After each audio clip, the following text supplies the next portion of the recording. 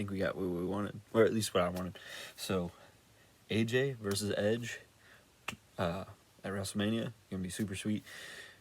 We seen that on Monday night, Edge came out really long, like nobody's coming out, and then boom, AJ Styles music hits, and we see AJ come on down the ramp, and he says, "I accept," and then Edge goes, "I don't want the AJ that's been playing my words. Because I don't cuss. I don't want the AJ that's been playing second fiddle to Omos in tag matches for the past year. I want the Bulldog AJ," which I thought was really, really cool. Really, really excited about that. I think it's going to be a great match. Really glad that they decided to do it. We're going to jump around a little bit this morning. So, and new Intercontinental Champion Ricochet won the belt last night in a match against Sami Zayn. Super excited about this. Hadn't got to watch the match yet. Just woke up, just seen the news. Trying to get this video out to you guys because I really want to. So I will go back and watch the match. Very excited about it. Can't wait to see what they're gonna do with this, because the feud that's been going on here lately has been between Zayn and Knoxville. Knoxville wanted a shot at the Intercontinental title though, so are we doing like some kind of triple threat match? Which actually, honestly, and I've said triple threat a few different times in these videos here lately, and I'm just now realizing, hey, maybe I need to slow down on trying to book triple threat matches in my head. But in this one, think about it.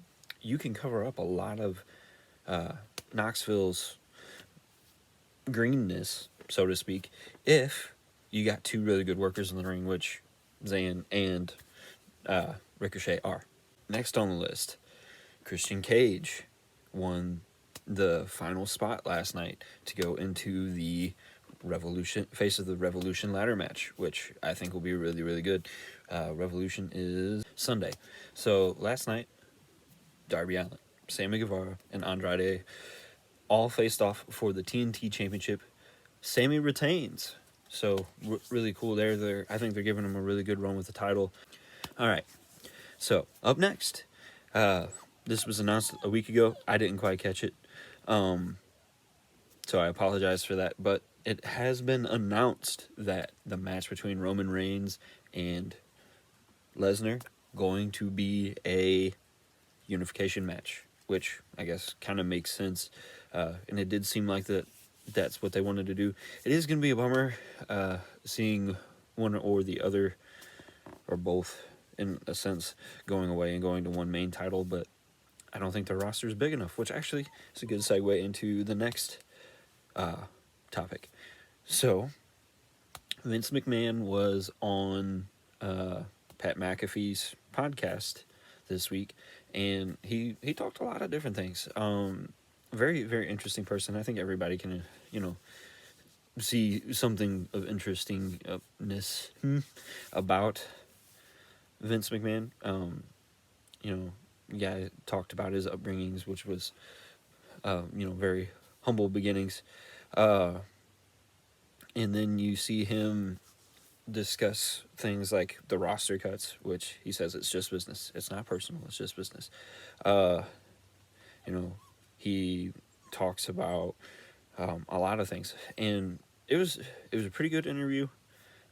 The roster thing was one of the hugest things that stuck out to me. And it was cool him talking about how he bought all the territories that he ended up buying whenever he was starting WWF at the time, now WWE, and he talks about that too in there.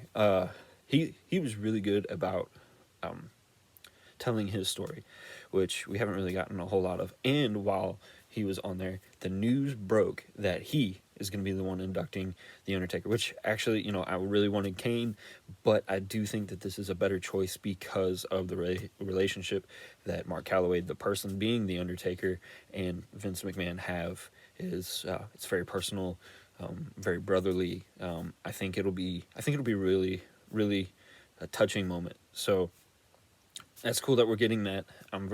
I could continue to discuss the Vince McMahon, Pat McAfee podcast, which was really good.